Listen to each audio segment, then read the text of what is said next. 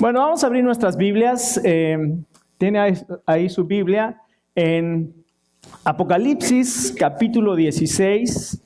Y hoy vamos a ver un tema tremendo.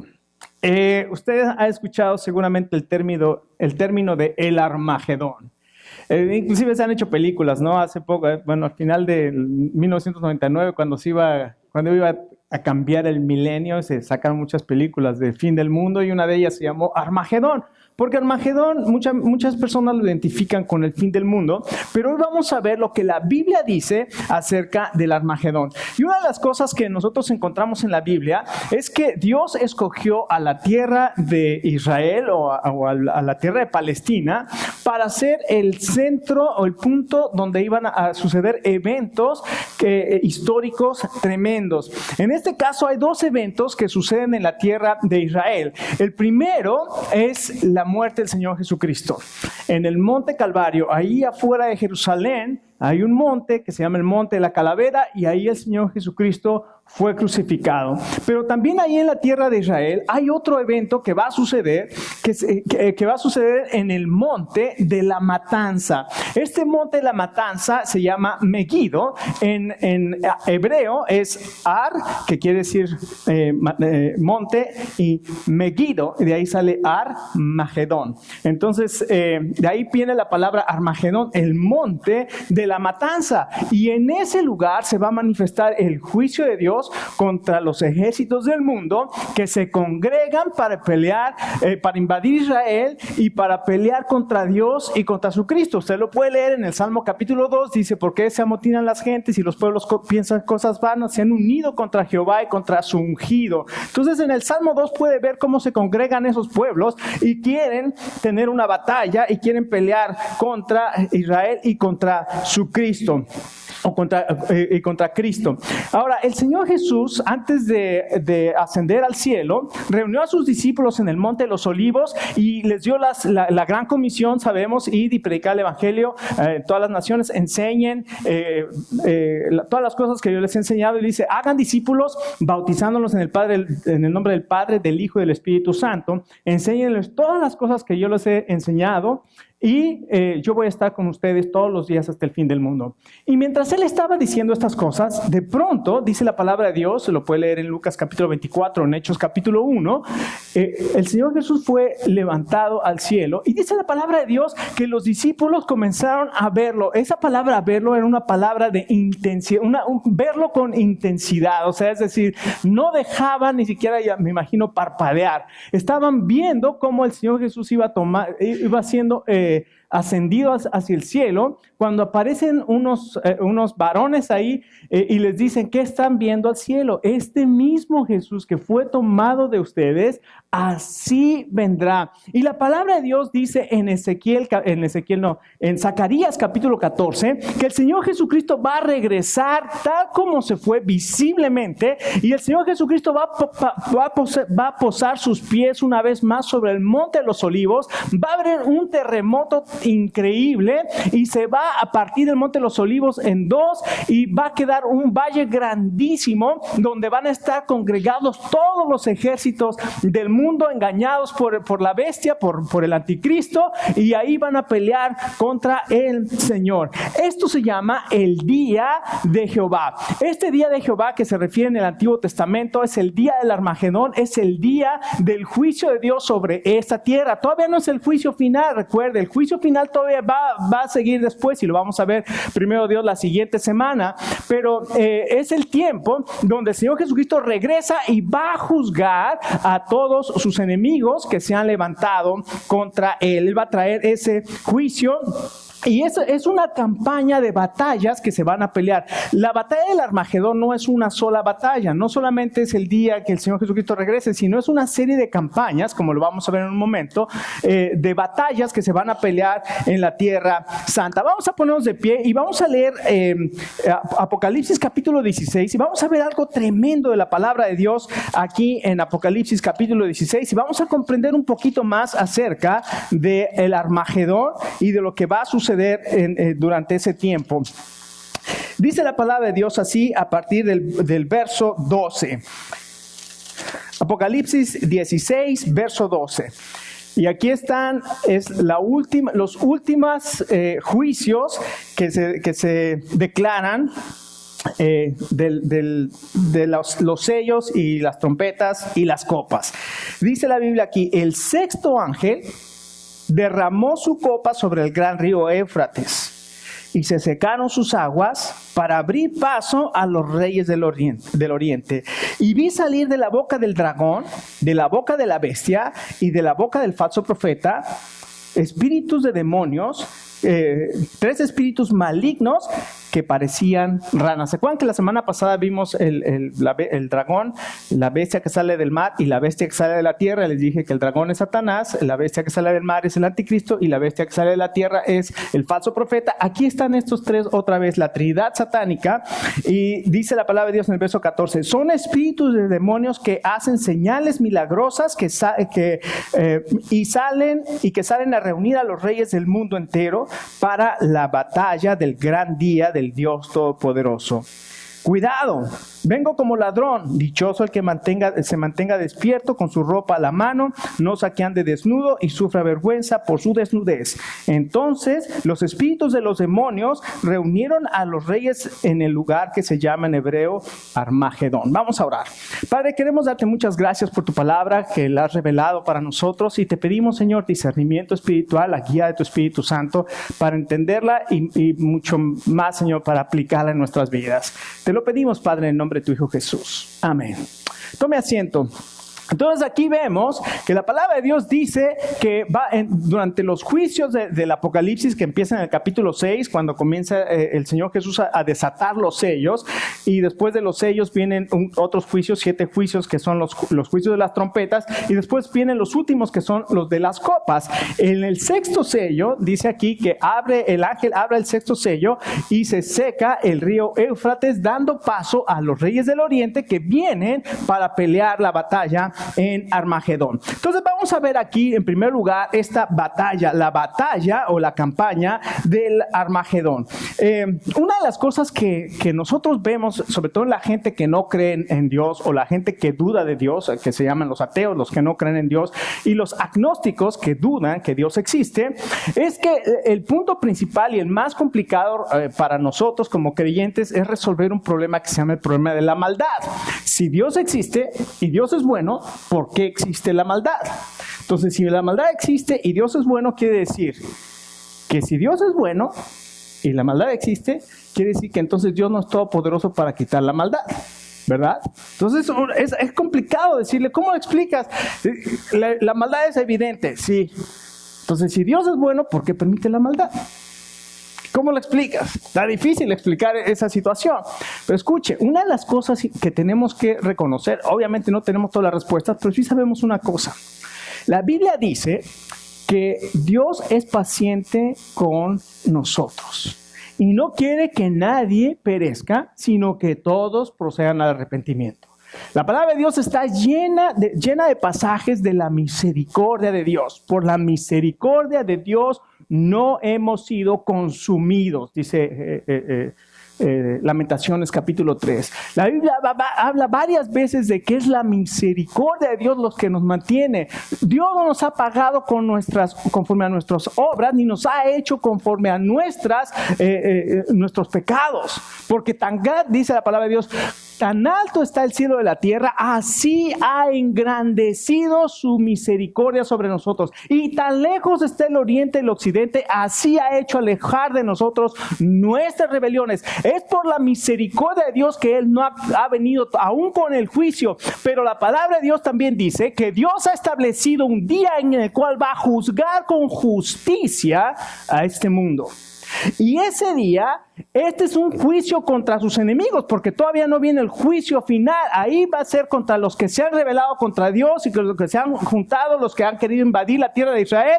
Y Dios va a venir y va a destruir, el Señor Jesús va a venir y va a destruir este lugar y va a crear un reino aquí en la tierra. Pero después, Dios va a tratar con cada una de las personas en lo que se llama el juicio final, con todos todos los incrédulos, con todos los que dudaron, con todos los que se burlaron, con todos los que pensaron, esto es una tontería, vamos a vivir la vida, yo prefiero la borrachera, yo prefiero la fiesta, yo prefiero la inmoralidad, yo quiero seguir viendo mi pornografía, yo me quiero seguir drogando, y a mí no me importa que Dios se haya hecho hombre y haya venido a la cruz del Calvario a dar su vida por mí. Esas personas van a tener que enfrentar al Señor, al Rey de Reyes, al Señor de Señores, y van a tener que dar cuenta por sus decisiones. Así es que es el fin de la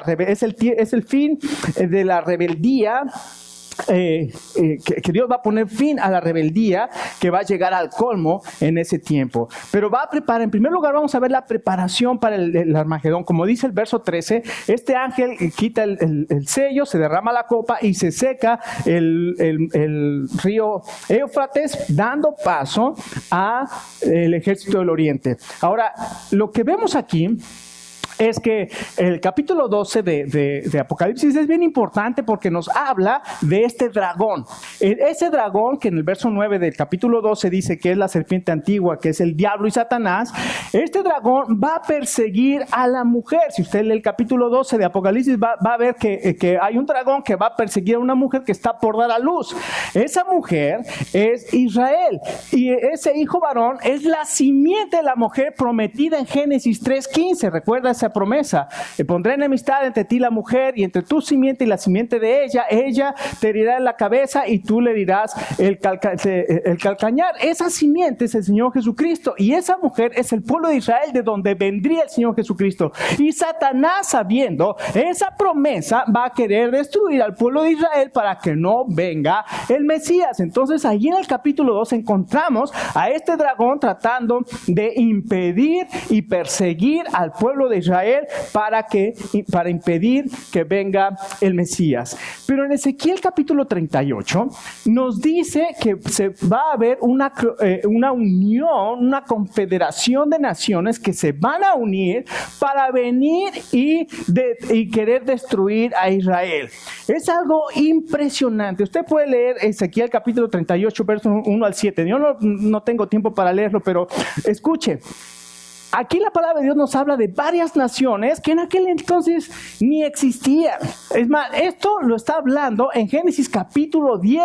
En Génesis capítulo 10, Dios está hablando y le está hablando, dando la revelación a Moisés. Y Moisés está escribiendo todo lo que Dios hizo en aquel entonces y habla de Noé y sus descendientes. Y ahí aparecen todos estos descendientes de Noé que fueron y habitaron estos lugares, que finalmente 3,500 años después de que Moisés lo escribió, ahora existen estas naciones. ¿Quiénes son esas naciones? Habla, por ejemplo, de Gog. Gog no es una nación, habla de un príncipe. Ese Gog es un gobernador, pero también habla de otro lugar que se llama Magog.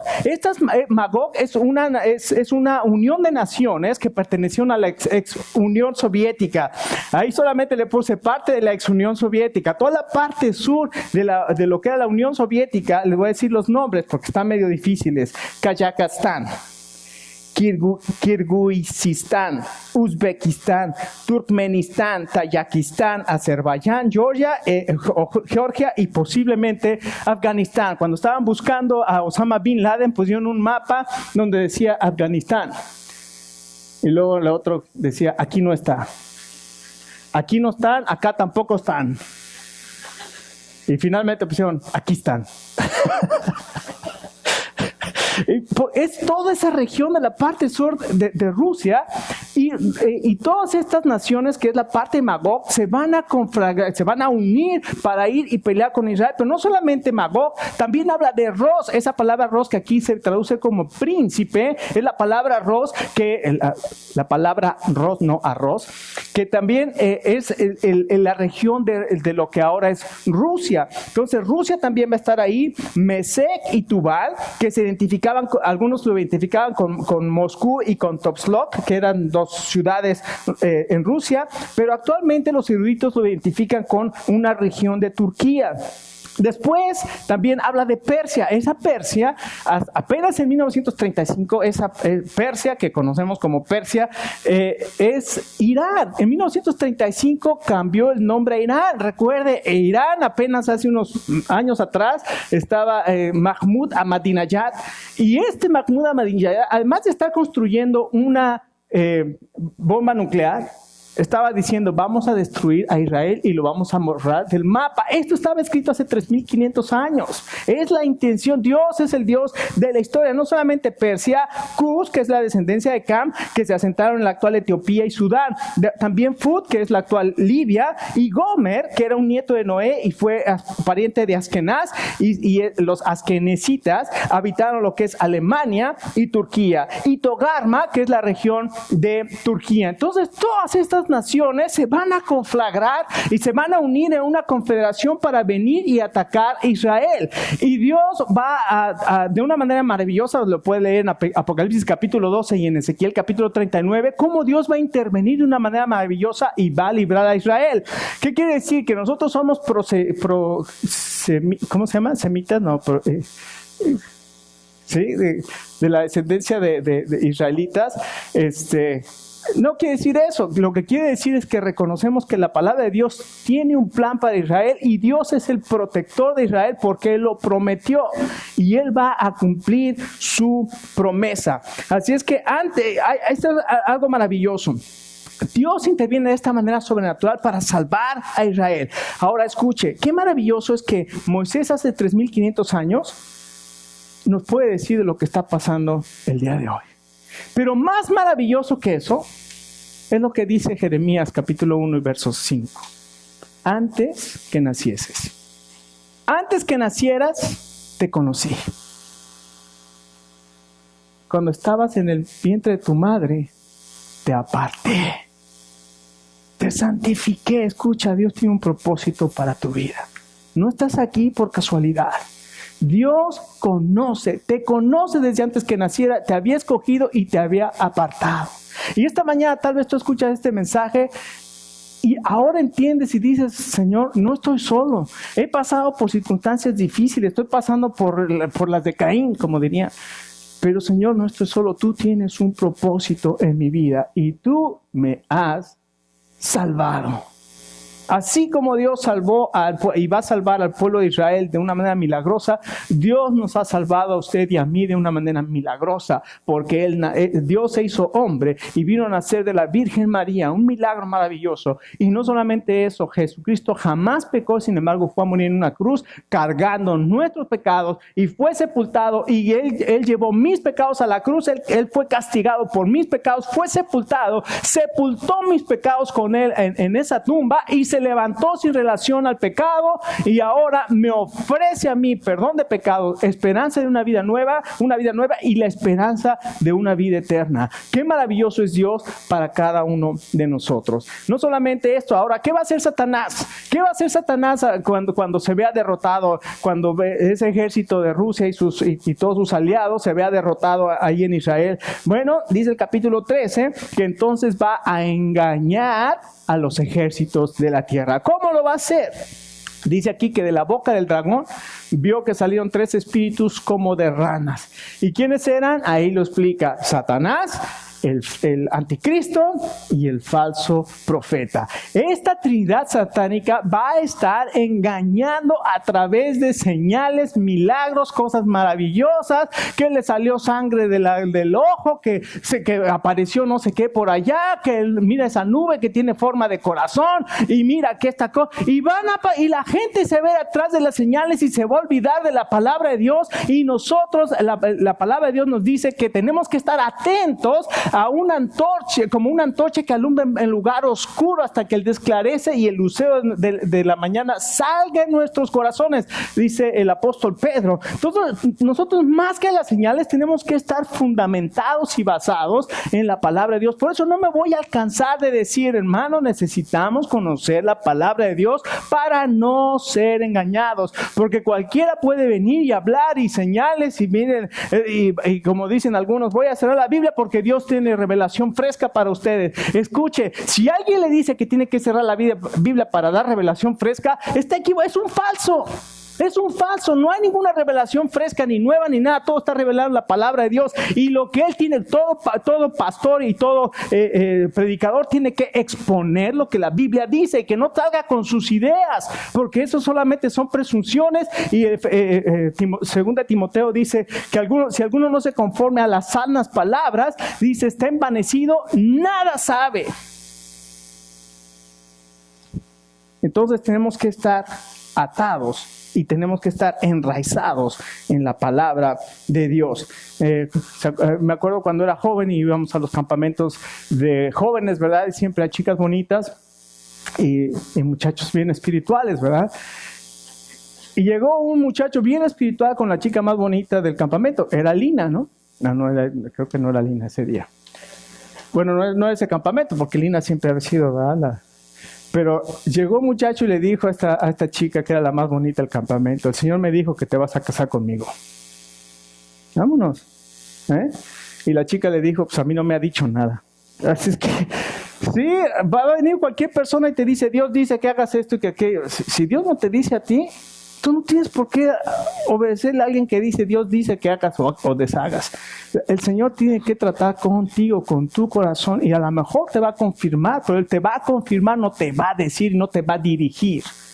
Una persona no te va a dirigir. La palabra de Dios es la que tiene que hablar a tu corazón. Y puede confirmar con algún hermano, con alguna predicación, con alguna cosa, pero primero tiene que tratar contigo el Espíritu Santo. En segundo lugar, no solamente entonces vemos la preparación del Armagedón o esta campaña del Armagedón, vimos la preparación y vimos el engaño que va a traer Satanás. En segundo lugar, vamos a ver la batalla. ¿Qué sucede en ese tiempo? Entonces, aquí en el verso 12 dice que hay un evento tremendo que sucede en Israel. El río Tigris se seca y da paso a los reyes del oriente. Ahora, Apocalipsis 9, 16 dice que este ejército que viene del oriente es un ejército de 200 millones. Escuche.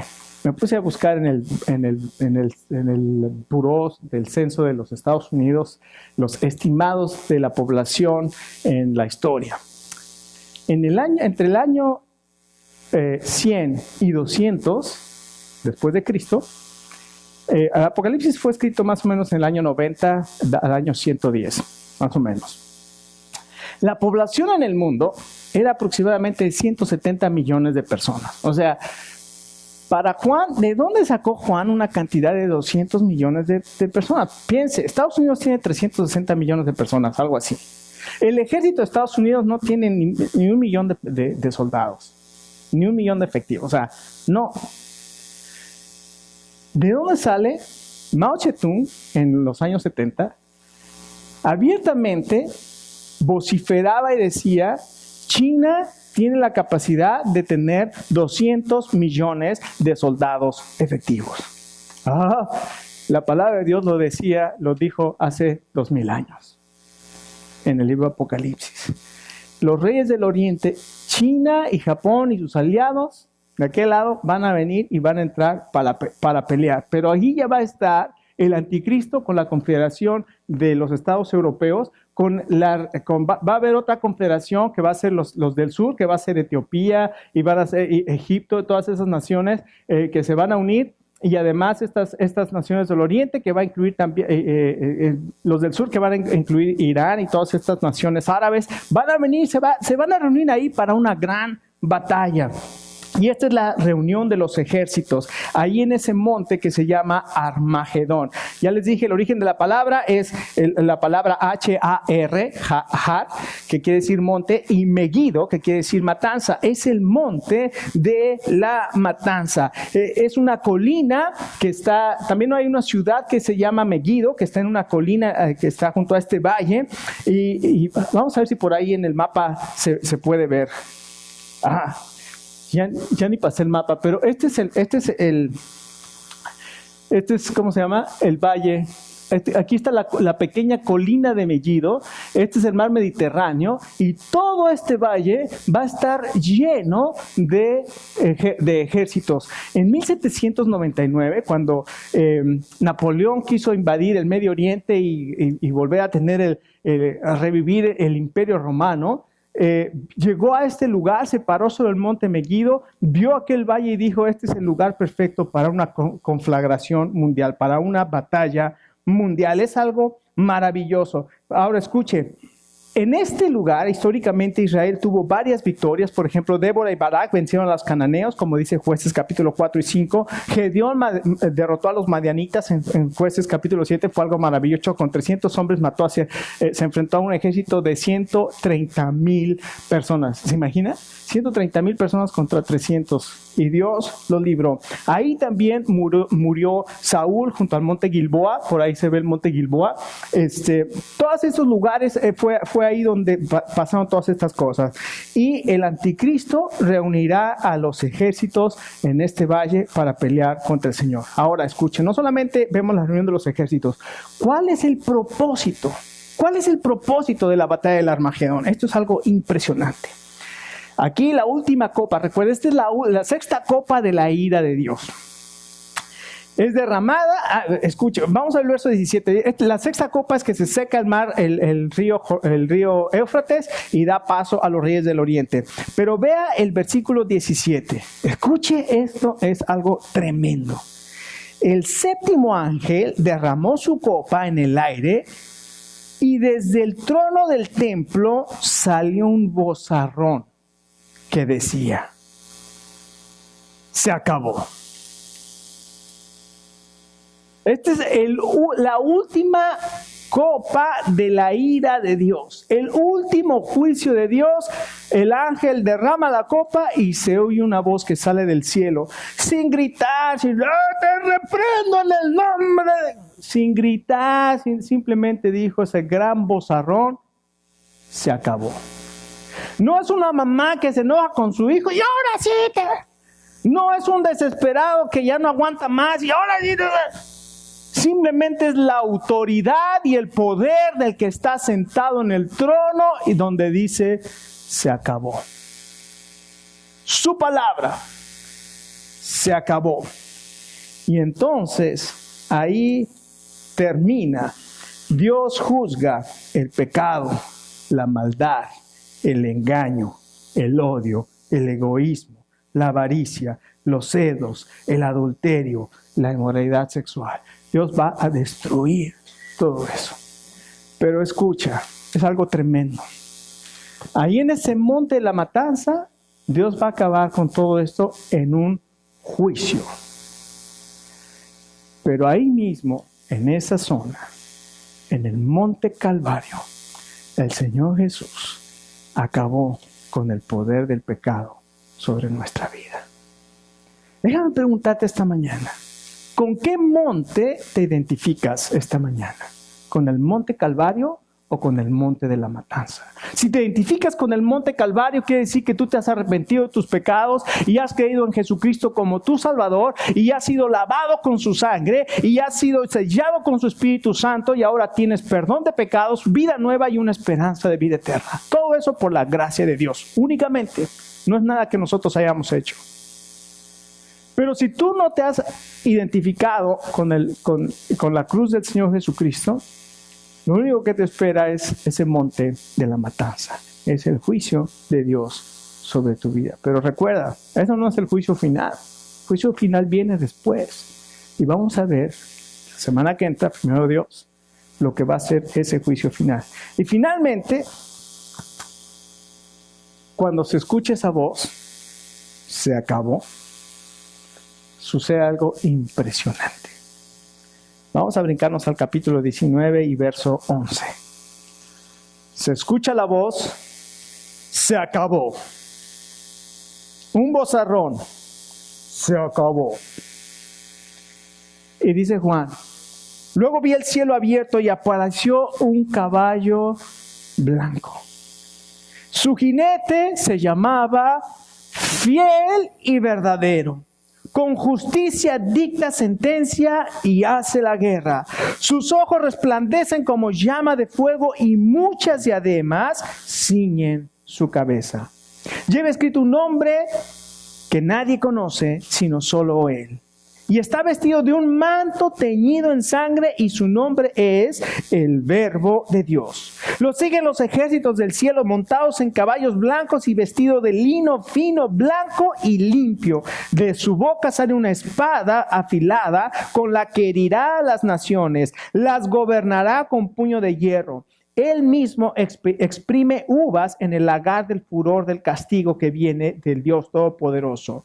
En su manto y sobre su muslo lleva escrito este nombre: Rey de Reyes y Señor de Señores. ¿Qué imagen más maravillosa nos presenta Juan de lo que vio y que Dios le reveló que iba a suceder en el futuro? Se escucha la voz, se acabó, y de pronto Juan ve el cielo abierto y ve al jinete vestido de blanco, en ese caballo blanco, más bien venía en el caballo blanco, pero su vestido estaba teñido en sangre. Escuche, esto es algo maravilloso.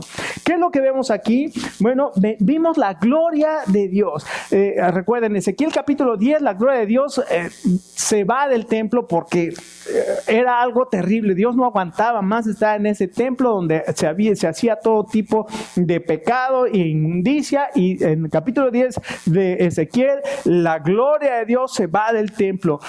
La gloria de Dios viene con Jesucristo cuando Él es encarnado, cuando Dios se encarna, se hace hombre, y dice Juan, y vimos su gloria como el unigénito del Padre, lleno de gracia y de verdad. Pero después Jesucristo es llevado al cielo, y ahora el Señor Jesucristo regresa, y ahí viene la gloria, viene el Señor glorioso.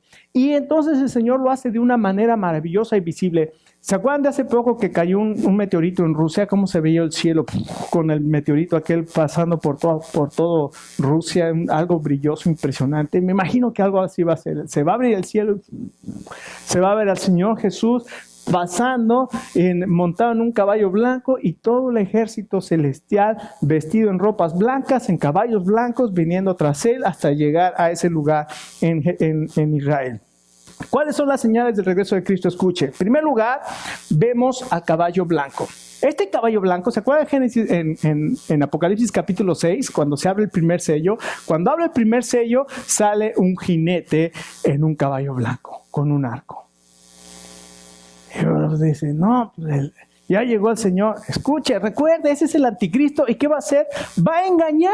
Recuerde, este es un engañador. Viene vestido de blanco, vestido de luz, viene a engañar. Pero este jinete que viene aquí vestido de blanco dice que Él es el fiel y verdadero. Este sí es el Señor Jesucristo regresando en gloria. No solamente es el fiel y verdadero, también dice que uno de sus títulos es el Verbo de Dios. Quiere decir que Él es Dios.